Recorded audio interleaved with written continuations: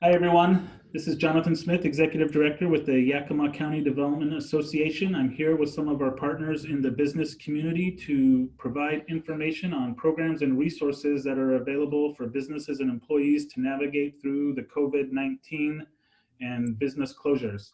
Berlin, would you like to introduce yourself? Berlin Best from the Greater Yakima Chamber of Commerce. Michelle Smith, I'm the Employer Engagement Analyst with the South Central Workforce Council.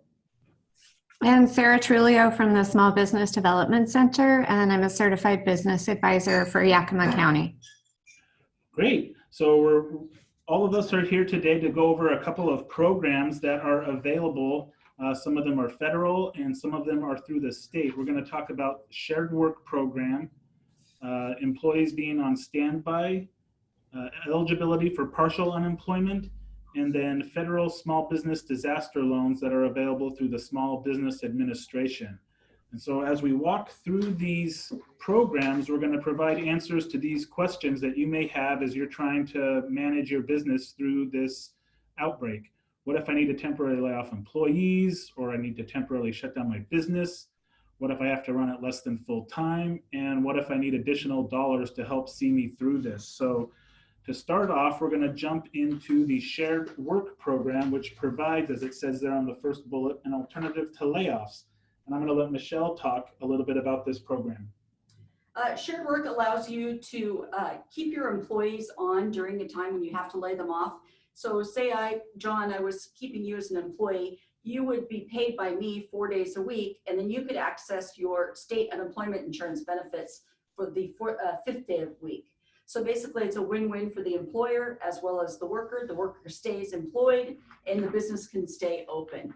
It's easy to apply. The 800 line, 800-752-2500, or you can go to sharedworkwa.com. And when you get there, you'll find some forms that you fill out. Again, it's very simple.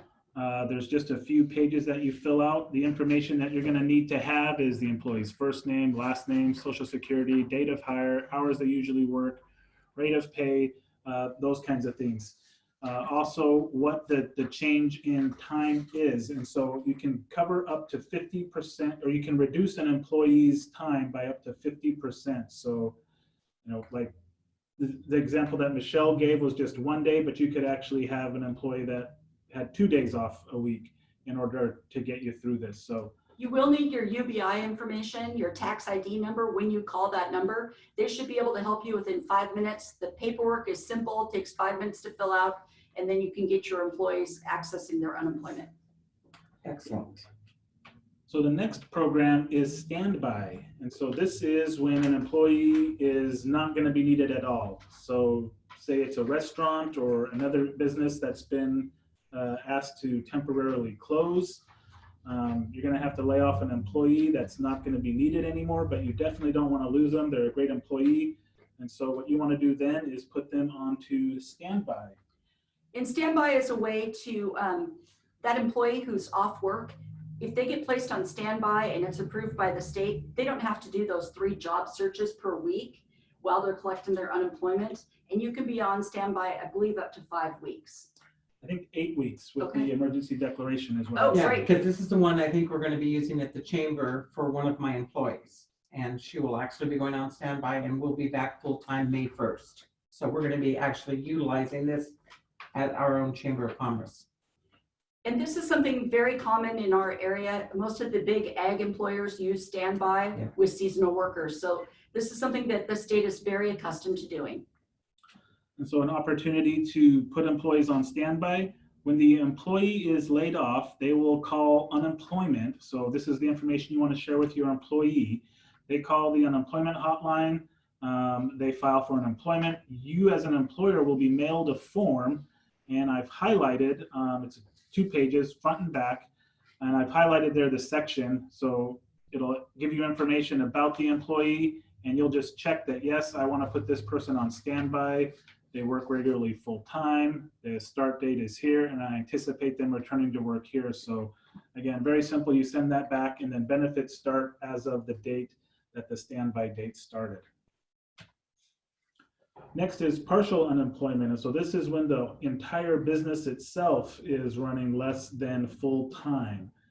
You can request a partial status for all of the full-time employees, but they still need to be working at least 16 hours a week and at least once a week, at least returning to full-time work for at least 1 week within a 4-month period. And so we should be well through this within 4 months, but this is another option that's available. And Michelle's going to talk about how to apply for this or to designate employees as partial. So you can call the claims center. I am going to alert you that the call volume is high, so you may have to wait a bit. And it's 800-318-6022. You can also get online and leave a message for a claims center representative, and that's at esd.wa.gov. Great. And now we're coming to the small business loans to answer that question of what if I need some additional cash flow to help me get through this. And the Federal Small Business Administration is providing low interest, long-term loans to businesses that are in communities that are disaster areas. And as you may know, the state of Washington and Yakima County have been designated as a disaster area and are qualified for this program. And I'll let Sarah explain a little bit more about how this program works and what the process is. Sure, thanks, John. So these loans may be used to pay fixed debts, payroll, accounts payable, and other bills that can't be paid because of the disaster's impact. And the interest rates will be lower than 4% for small businesses with long-term repayments to keep the payments affordable, with up to a maximum of 30 years. And the terms will be determined on a case-by-case basis. So there are some things that you can do to get yourself ready to apply for the loan. The website is disasterloan.sba.gov/ELA. And there are a number of items that you'll need to have prepared prior to applying for the loan. The application that you fill out is called the SBA Form 5. And so a good idea to have all of your taxes from the last few years, as well as your designation of business from the Secretary of State, which would have your UBI number, your EIN number, and all of your federal tax returns and any financial statements. So your profit and loss statement, a balance sheet, and a cash flow statement if possible.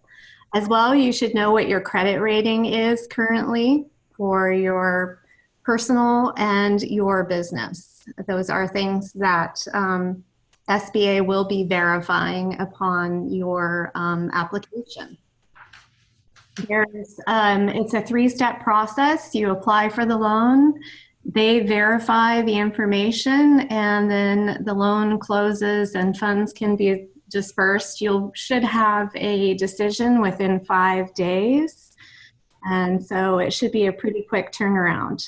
There are some other alternatives. If for some reason your business does not qualify for an SBA disaster loan, WAFed is also offering some disaster assistance loans, as well as Craft 3. In addition, you should check with your local bank where you do your business banking to see if they're also offering anything that can help offset this challenging time for you. And then for everybody watching, we've included Sarah's contact information here. She is, as she said, a certified business advisor, works with the Small Business Development Centers for Washington, works closely with the Small Business Administration, and can help businesses navigate through the loan process by providing some more detailed information than what we're able to do in just this short video.